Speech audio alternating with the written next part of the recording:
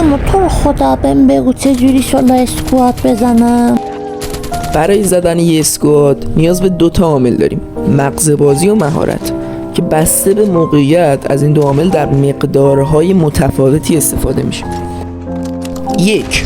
قبل از راش دادن و حتی قبل از اینکه انمی ها جاتون رو پیدا کنن باید منتظر یه موقعیت مناسب باشید تا غافلگیرشون کنید و دونه دونه کارشون رو بسازید.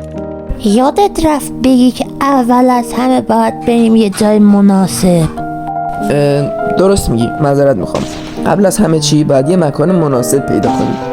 چون اسکواد مقابل از نظر تعداد نسبت به شما برتری دارن، پس شما حتما باید یه مکان برتر نسبت به مکان اونا رو داشته باشید. 2.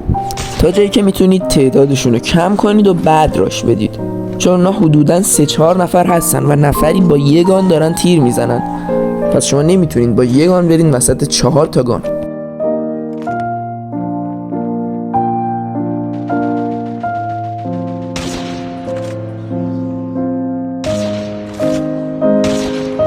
حالا که تا حد ممکن تعدادشون رو کم کردید، بقیهش به مهارتتون بستگی داره.